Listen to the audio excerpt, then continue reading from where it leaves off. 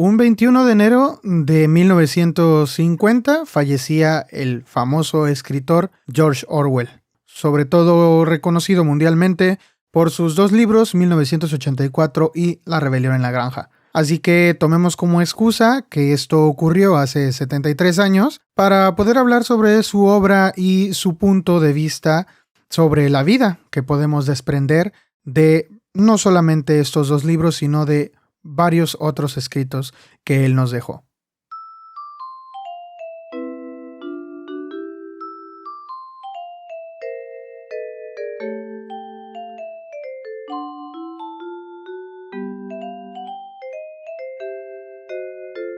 Hola, te doy la bienvenida a donde sea y cuando sea que estés escuchando esto. Esto es el Club del Tío, así se llama, y pues yo soy el tío, ¿no? Isaac, me llamo yo. Y pues estoy aquí para recomendarte libros, así que si te gusta la literatura, ya estás en el lugar correcto, ¿no? Pero si no te gusta también, déjame convencerte con alguna reseña, alguna recomendación, ¿no? En esta ocasión quiero hablar sobre un escritor que es súper famoso, sobre todo por dos libros, ¿no? Pero en realidad es peculiar el hecho de que se hizo famoso por dos libros, aunque él tiene una obra extensísima, vasta, sobre todo con relato corto y con artículos periodísticos, crónicas y resulta que es interesante averiguar cómo el completo de su literatura podemos extraer lo que posiblemente fue su visión de la vida misma y quizá aprender un poco de ella. Y pues si por ejemplo has leído 1984 o La rebelión en la granja, te darás cuenta de que en ambos libros se nos da la imagen de que el futuro siempre puede ser peor. Y la verdad es que la obra de Orwell está bañada en un montón de pesimismo. Comencemos por entender por qué sus obras desprenden tanto pesimismo y cómo es que fueron desarrollándose estas perspectivas en la vida de Eric Arthur Blair, que es el verdadero nombre de George Orwell. Se rumora por allí que su nombre o su alias por el que lo conocemos, George Orwell, pues George porque es un nombre súper común, y Orwell por un río, ¿no? Que pasa por ahí, por donde él vivía antes. Y pues ya, o sea, en realidad no tiene mucha ciencia el por qué el nombre, como alguien que utiliza un seudónimo, la verdad es que a veces ni siquiera necesitas pretextos. Solamente no quieres usar tu nombre y ya. Y pues George Orwell lo hizo y utilizó un nombre ficticio para escribir su obra y firmarla. Pero se le puede entender a él muy bien si comprendemos dos cosas de su vida. Primero, que él perteneció a una clase social que era la clase media de sus tiempos, que irónicamente él decía que era la upper lower middle class, que es algo así como la parte más alta de la parte más baja de la clase media. Así que siempre vivió con una fuerte presión para triunfar, para mejorar socialmente a través de ganar más dinero. Y de niño esa presión comenzó enviándolo a un internado donde a base de condiciones pues muy estrictas, demasiado, muy estrictas, pues lograban a veces colocar a uno que otro de sus alumnos con una beca en alguna escuela de estas elitistas donde iba gente con muchos más recursos que el pequeño Eric en aquel momento. Pero desde pequeño Orwell conoció la opresión, ya que él sabía que tenía que prosperar siempre y que se veía puesto a esta presión de siempre tener que ganar, de ser mejor, de tener acceso a estas otras circunstancias de vida, de que tenía que cambiar su propia realidad de vida mediante el éxito y el dinero. Así que uno de los primeros escritos suyos, de los que se conservan, de los que escribió de chico, es un relato donde el protagonista es un escritor que no logra ni publicar ni ganarse la vida, pero que es presionado por su mujer. Su mujer le pide que acepte un trabajo de redactor en una empresa de publicidad y él le dice no, o sea, yo no voy a aceptar ese trabajo. Si quieres mejor tú métete de prostituta para que tú ganes dinero. Es el germen, ¿no? Digámoslo así, es de lo que sería después una novela suya titulada Que no muera la aspidistra, en la que conserva a los personajes. Y aunque la novela no es muy buena, sí explica muy bien el estado mental en el cual el éxito es un fracaso. De hecho, para Orwell de eso se trataba, ¿no? Como si fuera el fracaso como si tener el éxito, alcanzar el éxito en la vida, fuera en realidad haber fracasado en vivir. Cuando se le llegó a pedir en alguna ocasión a Orwell que se presentara a sí mismo, que hablara de sí mismo, él utilizó en alguna ocasión las palabras: no puedo decir que haya hecho mucho, salvo escribir libros, cuidar gallinas y plantar verduras. Así que, si tomamos en cuenta la mentalidad que esto comenzó a incluir en él, pues sí, vemos que él desde joven tenía como cierto rechazo a ser tomado como una persona de éxito o incluso a aspirar a este éxito. Ahora hay una segunda cosa que debemos tomar en cuenta si queremos conocer el trasfondo de su obra, el hecho de que su padre era un funcionario en las colonias de la Gran Bretaña, ¿no? Concretamente era funcionario del Ministerio del Opio, que era la oficina que se encargaba del tráfico legal de drogas en los diversos territorios coloniales. Recordemos que Gran Bretaña en aquel momento pues tenía muchas colonias. Y pues Orwell, cuando tenía 19, adquiere un puesto como su padre, ¿no? Que pues era funcionario público. Entonces Orwell también se metió de policía en 1922. Esta experiencia duró 5 años para él, pero le marcó profundamente. Fue allí donde él comprendió la opresión del hombre por el hombre. Es decir, vio cómo el mismo hombre estaba siendo oprimido por más hombres y se asqueó profundamente de este sistema y de haber sido parte de él. Y no solo entendió que el racismo no es más que una excusa para someter a los demás, sino que comprendió que en un sistema colonial que niega la igualdad entre las personas, se le acaba quitando la libertad incluso al mismo opresor. En un relato buenísimo que se llama Matar a un elefante, Orwell explica cómo se vio obligado a disparar a un ejemplar doméstico de este animal que, enojado, había causado muchos destrozos en la ciudad, incluso la muerte de una persona. Cuando ya había decidido que no valía la pena matar a este animal, al que al final encontró tranquilo comiendo su hierbita, resulta que tuvo que dispararle, como quiera, por el peso que le incluía el uniforme, ¿no? La presión de las demás personas que se habían congregado allí a ver el espectáculo también, lo presionaron para que terminara apretando el gatillo. Él describe en este relato la agonía de este animal de una forma sobrecogedora y sumamente deprimente. Así que, si quieres escuchar este relato, te indico que justo en el momento en el que subí este episodio y aquí en el podcast puedes escuchar el relato. Está en los demás episodios, búscalo, se llama Matar a un elefante. Y los biógrafos no se ponen de acuerdo sobre la autenticidad completa de esta historia, pero la moraleja está clara y revela la manera en el que Orwell veía el papel, ¿no?, de los colonos como opresores y cómo este papel se vuelve contra ellos mismos, obligándoles a hacer cosas que quizás les resulten repugnantes, pero que terminan haciéndolo. Logra expresar esa misma idea en otra pequeña obra maestra del relato breve, que ahora se trata sobre una ejecución en una cárcel de Birmania, titulado Muerte por ahorcamiento. Este cuento también lo puedes escuchar por aquí en este mismo lugar. Está allí separado. Es un cuento es un relato corto, pero la verdad es que es de esas cosas que escribía Orwell que a veces te dejan un poco sin esperanzas. En fin, la reacción de Orwell a estas experiencias que se ven marcado en estos dos relatos lo decide a dedicarse a otra cosa por completo el resto de su vida. Así que para empezar se va a París y decide que solo se va a dedicar a escribir. Como muchos otros artistas en el periodo de entreguerras, no se conserva mucho de las cosas que escribió él. De hecho, él mismo juzgó mucho de lo que había escrito como algo que no valía la pena y lo destruyó. Así que pues, no podemos saber muchas cosas de las que escribió en ese periodo. Pero sí podemos saber, vivió en pensiones, vivía en lugares de mala muerte porque pues, no conseguía publicar nada. De hecho, tuvo muy poco éxito en vida.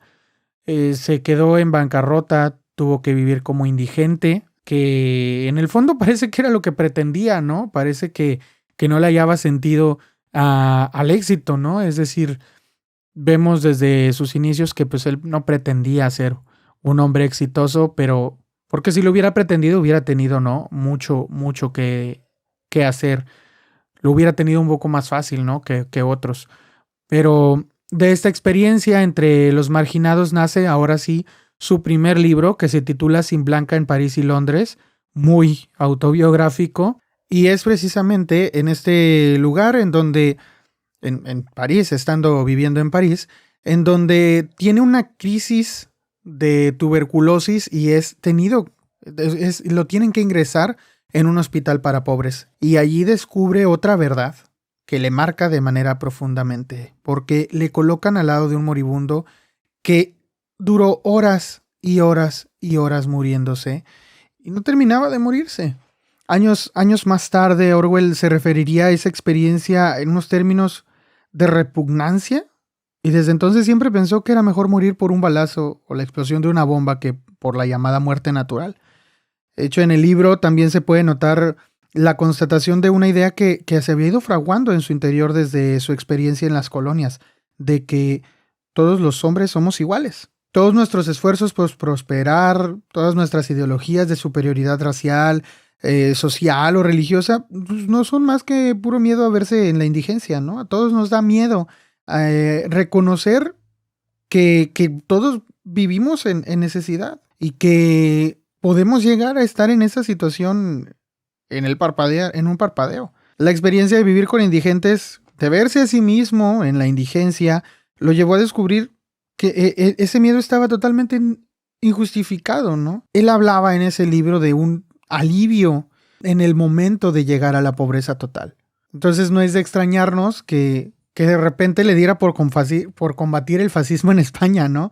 Con cierta alegría de un hombre libre, se va a la Guerra Civil Española y en 1936 él siempre fue un hombre como de izquierdas, ¿no? Un hombre a favor de los oprimidos. Por otro lado, la guerra siempre le había ejercido cierta fascinación desde niño. De hecho, hay algunos poemas patrióticos de él escritos en tiempos de la Primera Guerra Mundial durante su estancia en el internado.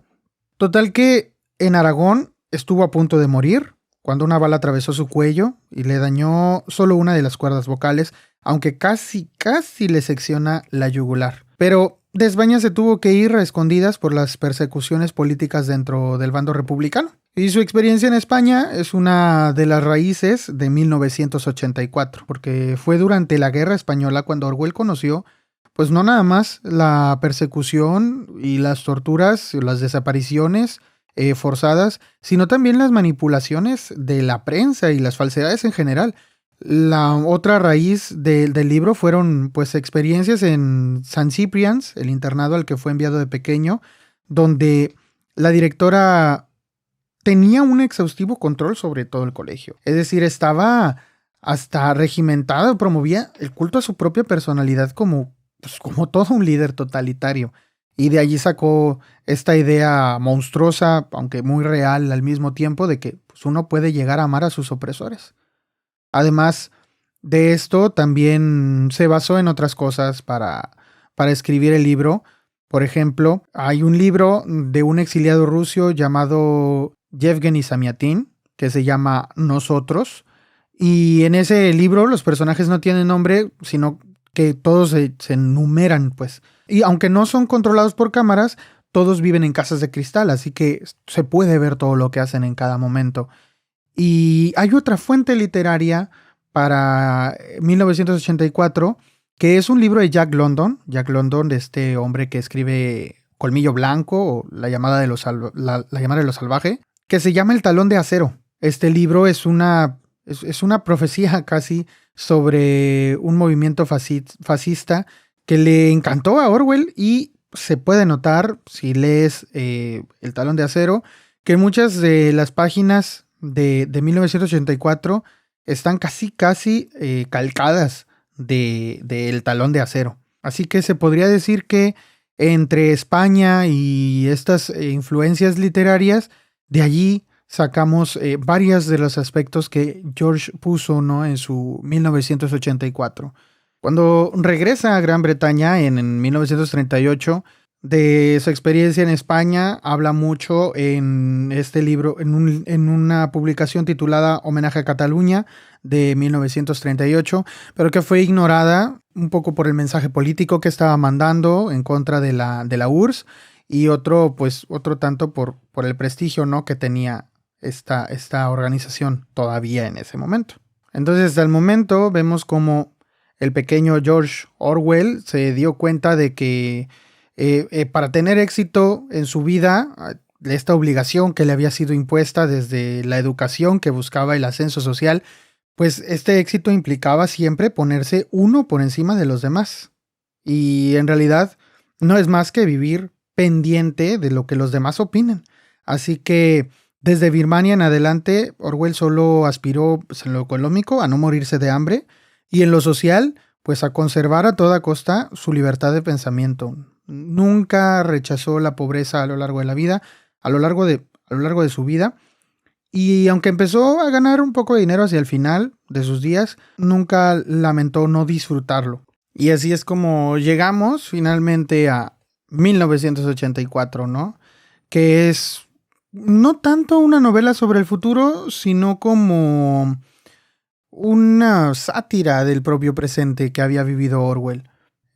Un antecedente claro de este libro de Orwell, además de los libros que ya mencionaba antes, está, por ejemplo, en los viajes de Gulliver, ¿no?, de Jonathan Swift, donde este Gulliver, valga la redundancia, el protagonista, pues va a parar a reinos lejanos que se parecen sospechosamente a Inglaterra y a Irlanda, ¿no?, sus lugares natales. Y en ningún momento se proyecta este libro sobre el futuro. Tampoco Orwell se está proyectando sobre el futuro, aunque se titula 1984 el libro. Quizá lo que nos hace tomarlo un poco más en serio que los viajes de Gulliver es el hecho de que no encontramos como estas pequeñas bromas que sí se encuentra en el libro de Jonathan Swift, ¿no? Esas pequeñas bromitas que nos hacen tomarlo un poco más a la ligera, estos toques de humor que utiliza Swift, alguien pues muy, muy conocido por su sarcasmo y el humor negro que era capaz de llevar. Pero 1984 no tiene estas cosas, así que se nos hace verlo como un poco más serio y quizá por eso no lo tomamos como una parodia, que es lo que quizá debería de haber sido, pero es innegable la ironía del relato, pero podría escaparse a veces. Por ejemplo, una ironía que se explota bastante en 1984 es esta cosa espantosa que es el doble pensar, que no es más que esta ironía que uno hace a diario, incluso nosotros. Gente usando doble rasero, así se le llama en realidad en español. Es decir, juzgar lo que los demás hacen o dicen en comparación con lo que nosotros hacemos o decimos. Por ejemplo, que hay un partido político que está acusado de corrupción, pues entonces hay que escandalizarnos y pedir la cabeza del responsable, ¿no? Pero resulta que en nuestro partido político hay corrupción. Entonces nosotros hay que presumir de inocencia. También decimos que el adversario nos está acusando injustamente, ¿no? O que en el partido de fútbol el árbitro se equivoca a favor del contrincante. Pues entonces pegamos el grito en el cielo, pero si el error cae de nuestro lado, entonces pedimos la comprensión, ¿no? Hay que entender los fallos respecto a la autoridad del árbitro. Entonces uno sabe que está mal, pero no puede decir que está mal. El doble pensar es esta flojera que nos impide ver, por ejemplo, que la compañía de gas nos está vendiendo una sustancia letal. ¿Por qué? Porque escoge este loguito de una mariposa y porque está poniéndonos ahí todo muy bonito, una familia feliz en los spots, pero que al final de cuentas es una cosa que nos puede matar en cualquier momento y no nos está poniendo eso en mente la compañía de gas. Nos está vendiendo felicidad en lugar de vendernos un potente veneno y una fuente de ignición preocupante. Entonces, por lo general no nos damos cuenta de estas manipulaciones, porque no queremos darnos cuenta. Y este doble rasero es algo que le encantaba a Orwell completamente. De hecho, escribió bastante sobre eso, pero pues ni siquiera tenía el modo, ¿no? Ni nada de estudiarlo como diciendo, a ver, esto pasa así y acá. Sin embargo, sí, hay algo parecido llamado disonancia cognitiva, que ahí sí un tal Leo Festinger, en los años 50 del siglo pasado, definió como la tendencia a mentirse uno mismo para poder mentir. O sea, la inclinación a creerse las propias mentiras para no sentirnos angustiados. Y en ese doble pensar hay algo todavía más. Es decir, las personas que se mienten a sí mismas ni siquiera notan esta disonancia. O sea, es decir, a nadie le causa ni tantita extrañeza cuando insultan al árbitro del equipo rival o incluso al rival político, ¿no? No les pasa nada porque está bien, ¿no? Así que tomando en cuenta cómo en nuestra sociedad el doble pensar es tan común, esta doble moral que a veces podemos tener, pues entonces es evidente que basta nada más despertar la lealtad de ese tipo de personas para que un gobierno logre llevar a cabo las mayores atrocidades sin verse con tanta oposición. Así que si todavía confías en la racionalidad humana, te invito a que leas 1984, para que veas que en realidad no hay mucha racionalidad por la cual debamos tener esperanza, no la hay al menos en el terreno de los fenómenos colectivos, porque la capacidad de autoengaño es infinita. Y el libro también señala otro autoengaño al que todo mundo es propenso, sobre todo en los países occidentales, pero especialmente el hombre intelectual, la persona intelectualoide, que se cree por encima de estas mentiras colectivas. Es decir, toda persona intelectual o elitista del conocimiento quiere pensar que la verdad es grande y siempre prevalece, que las mentiras acaban siempre siendo descubiertas. Sin embargo, la crítica de Orwell es bien sencilla al respecto. La gente, uno mismo, siempre está dispuesto a venderse. Y lo verdaderamente orwelliano no es el retrato de esta brutalidad del poder absoluto que tiene el Gran Hermano, el horror que produce esta sociedad dedicada a exterminar al individuo. Lo orwelliano aquí es aquello que está presente en todas sus novelas. Es la idea de que todo el mundo colabora en la mentira. Todo el mundo miente.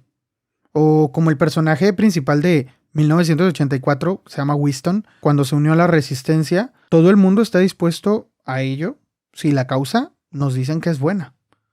Y la imagen más orwelliana de 1984 no es esta bota pateándonos en la cara eternamente, sino la de un hombre que se cree bueno prometiendo echar ácido en la cara de un niño. Así que sí, la verdad es que 1984 es bastante pesimista en cuanto a la sociedad, en cuanto al colectivo humano. Sin embargo, no siempre hemos pensado así. Es decir, quienes estamos conscientes de que pues, los humanos somos capaces de lo peor, es decir, somos capaces de decir que somos buenas personas, jurando echarle ácido en la cara a un niño. Sabemos, ¿no?, que este mundo así está de podrido. Sin embargo, no siempre fuimos así, ¿no? Debió haber una época. Había una época en la que el mundo era un lugar bonito, había una época en la que el mundo era un lugar bello, y esa época casi siempre es como nuestra niñez, ¿no? Y siempre hay una cosa que anhelamos de quizá el sentimiento de que todo es nuevo, como esta capacidad de admiración en donde siempre queríamos descubrir cosas nuevas, ¿no? Eso es algo muy característico de los niños y de nosotros mismos cuando éramos niños, ¿no? Y siempre que recordamos esto nos maravillamos porque tenemos o creemos tener un recuerdo de que de que aquellos recuerdos son la felicidad, ¿no? De que antes llegamos a ser felices, aunque no lo seamos ahora. Y por eso a veces aspiramos, ¿no?, a este recuerdo de esa felicidad que creemos haber tenido, aunque solo tengamos una idea vaga o solo el rastro de haberla tenido. Y Orwell cree que este recuerdo, esta intuición de lo bello, es un recuerdo que nos impulsa a seguir buscando esta felicidad como seres irracionales. El pasado para Orwell es una imagen como sagrada, ¿no? ¿En qué sentido? En el sentido de que está fuera de nuestro alcance. Y a la vez es esta cosa que nos define. Es lo más lejano de nosotros, pero a la vez lo más cercano y externo a nosotros. Y es en realidad lo único que tenemos. Porque el presente se nos va como agua entre los dedos, ¿no? Y el futuro pues solamente es un concepto que tenemos sin nada en realidad. Así que solo nuestro pasado es real y lo único que verdaderamente se nos queda, ¿no? Pero al mismo tiempo ya no está, ya no existe, no lo poseemos. Como diría Simone Weil, solo podemos orientar nuestra mirada hacia él esperando que nos llegue alguna emanación suya. Y muchos escritos demuestran que Orwell tenía una vívida conciencia de su infancia, de cómo su infancia y cómo la vivió lo habían marcado, tomando en cuenta sobre todo que pues, durante este periodo de su vida el panorama de Inglaterra, ¿no? Del Reino Unido, experimentó cambios muy, muy brutales, ¿no? En su geografía, en sus formas de vida, ¿no? En este periodo entre guerras. Se inicia la urbanización del país, después pasa la Segunda Guerra Mundial que deja pues todo este país irreconocible a los ojos. Y es algo que ocurre en toda Europa y es algo que, por supuesto, Orwell echaba de menos ese ambiente de su infancia y todo esto que era antes. Y lo retrata magistralmente en una novela que escribe antes que 1984. Antes de escribir 1984, escribió Subir por aire. Y en esta novela se evoca tanto el pasado con una fuerza tan... Bueno, es que es magistral. Orwell tenía su manera de hacerlo, pero rememora cómo era la vida de un niño inglés en la década de 1910 e intenta hacer como qué es lo que entendía él por felicidad. Definitivamente era algo que ya se había perdido, pero explora este sentimiento que llega a calificar como lo único que vale la pena tener. ¿De qué va? ¿De qué va Subir por aire? Es fácil resumirlo. Tenemos a George Bowling, un hombre inglés, cuarentón, gordo. Acaba de ponerse una dentadura postiza, valga el caso. Es un corredor de seguros, tiene su casa, tiene una hipoteca en una urbanización nueva, está casado, tiene 2 hijos y se acaba de ganar una buena cantidad apostando a los caballos. Así que decide ocultárselo a su mujer para evitar que lo gaste en estupideces domésticas. De pronto, George Bowling, este personaje, empieza a pensar en qué gastárselo y se da cuenta de que puede gastárselo en algo que lo haga feliz. Volver al pueblo de su infancia y revivir aquella felicidad que sintió durante los primeros años de vida y juventud hasta que estalló la Primera Guerra Mundial. Así que pide varias vacaciones que tenía trazadas en el trabajo. A su mujer le dice que tiene que ir a una convención del trabajo y planea irse solo a pescar en los estanques y estos ríos de su ciudad natal. Quién sabe, a lo mejor y vuelva a verse con aquella carpa enorme que encontró en un charco oculto que no pudo atrapar porque no tenía caña cuando era niño. Quizá ella todavía le está esperando allí. Así que tiene que ir solo, como el niño que fue, y tiene que ir porque se lo debe a este niño que fue, porque ahora ya es un adulto que lleva años trabajando y haciendo caso solo a lo que le dicen los demás y no lo que él quiere. Sin embargo, no nos sorprende el hecho de que cuando este señor llega al pueblo, este pueblo está absurdamente distinto. Los bosques, los estanques y estas corrientes de agua ya desaparecieron. En lugar de ellos, Hay urbanizaciones de recién llegados que compraron casas iguales a la que él tiene fuera de la capital para poder vivir más cerca de la naturaleza. El estanque secreto al que él iba de pequeño ya lo convirtieron en un tiradero de basura. Y él vuelve con esta actitud de desengaño y de desencanto por la vida y cuando regresa a casa su mujer le echa en cara que se fue con algún amante seguramente y desanimado como está porque su mujer ni siquiera lo comprende, pues decide decirle a su esposa, ¿sabes qué? Pues sí tengo un amante. Aunque él sabe que no es cierto. Sabe que no es cierto pero pues como pues nada importa. Ya para este señor pues decide seguirle la corriente.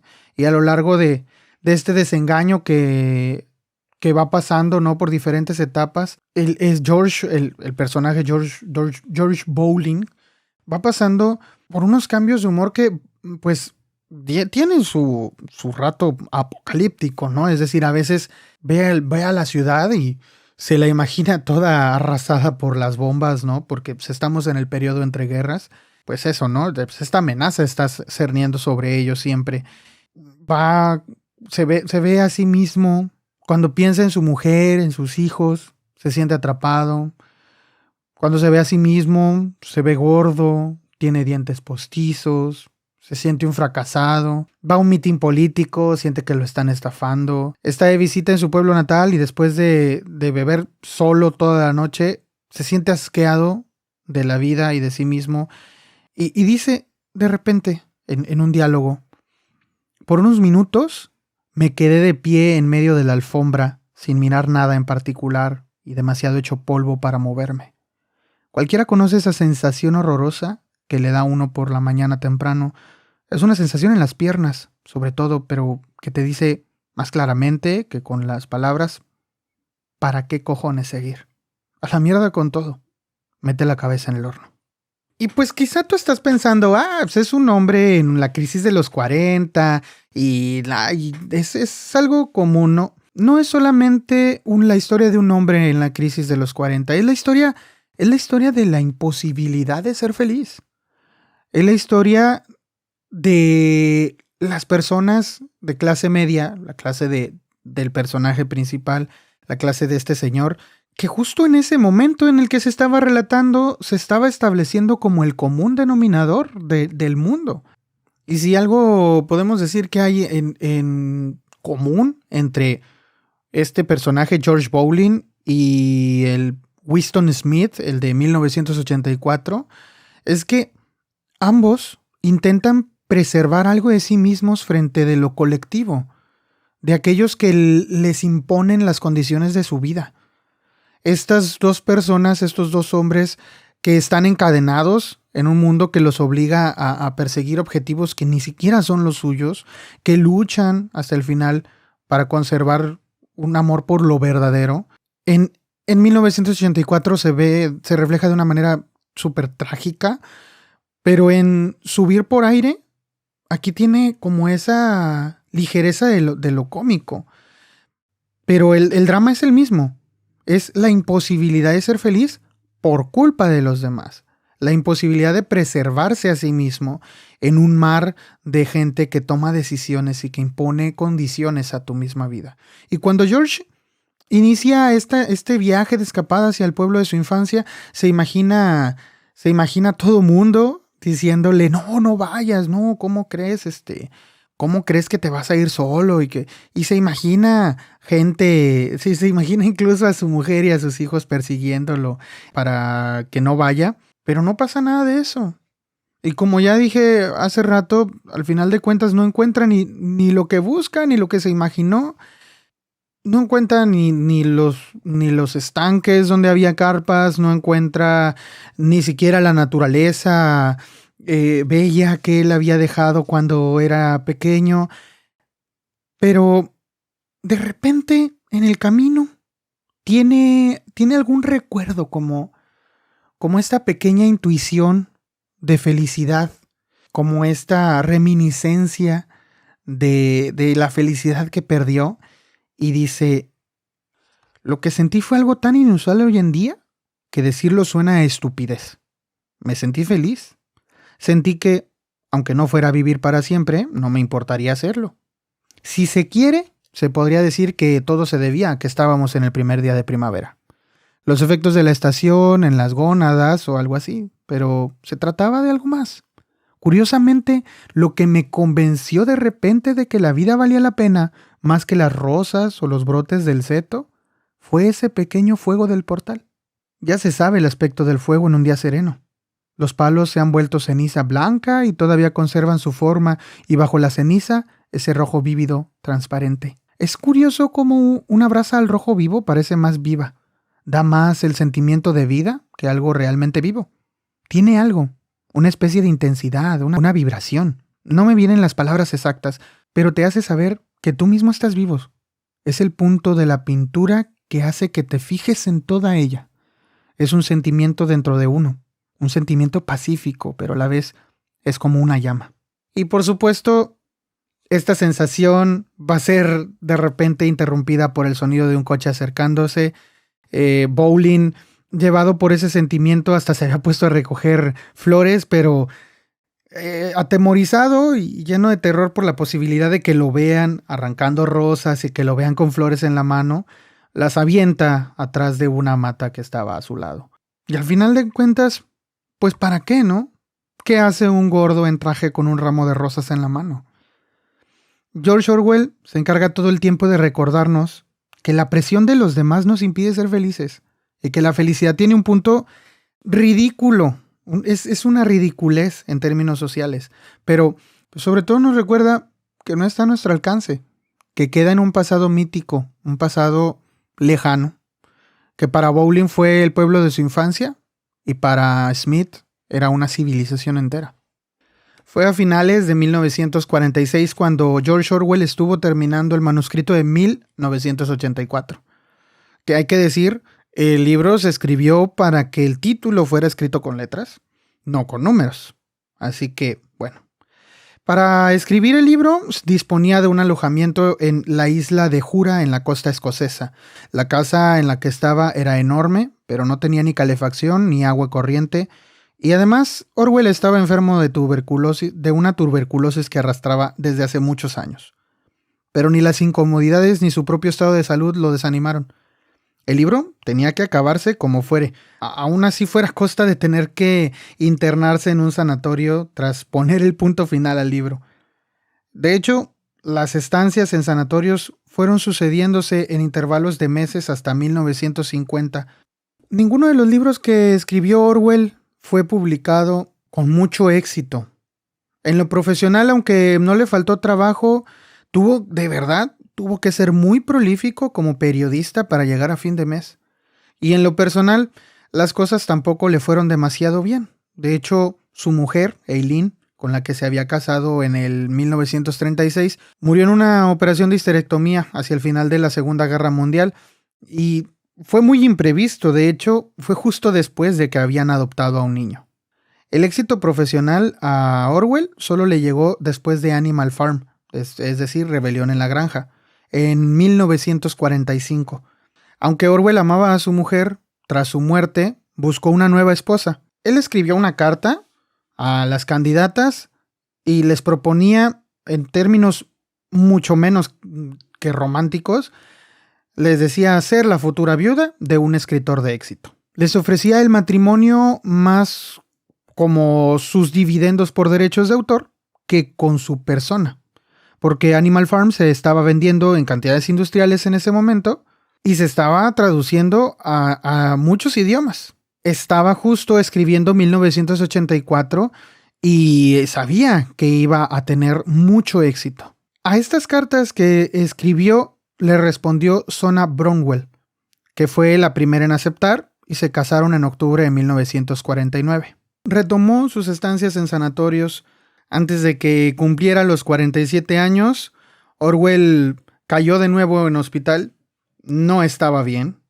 Ingresado en un sanatorio de Londres, los médicos le propusieron probar un nuevo medicamento para la tuberculosis que padecía, la streptomicina. Esta medicina tenía algunos efectos no deseados, pero mejoró mucho el estado de sus pulmones y aprovechó para, por fin, terminar 1984. Pero quizá fue el sobreesfuerzo de escribir el libro con fiebre y frío, lo que le supuso una recaída y tuvieron que ingresarlo de nuevo en el sanatorio, donde recibió una nueva dosis y los efectos ahora sí fueron terribles. Orwell siempre había tenido miedo de morirse solo, como aquel hombre que le tocó ver en aquel hospital cuando era un indigente. Y de hecho, quizá por eso se volvió a casar, para evitar tener una muerte solitaria. Y ella de verdad estuvo con él todos los días, hasta que de repente llegó a la ciudad un viejo amigo de ella. Se trataba de Lucian Freud, que se murió en 2011, un famoso pintor y antiguo amante de ella.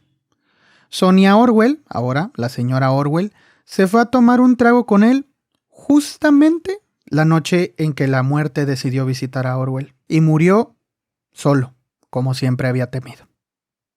Y pues a mí no me gusta tomar el crédito por cosas que yo no he hecho, así que debo decirte que la información que acabas de escuchar fue extraída de una sola fuente, y esta fuente es el libro Filosofía para una vida peor, en donde el escritor Oriol Quintana, un filósofo que se encarga de pues hacer un poco más accesible la filosofía para personas no tan versadas en esto, dedica todo un capítulo a hablar sobre la obra de Orwell y cómo manifiesta el pesimismo en ella y en su propia vida. Así que si quieres saber más sobre Orwell o sobre el pesimismo en su obra, te recomiendo que lo leas. De verdad, es muy buen libro.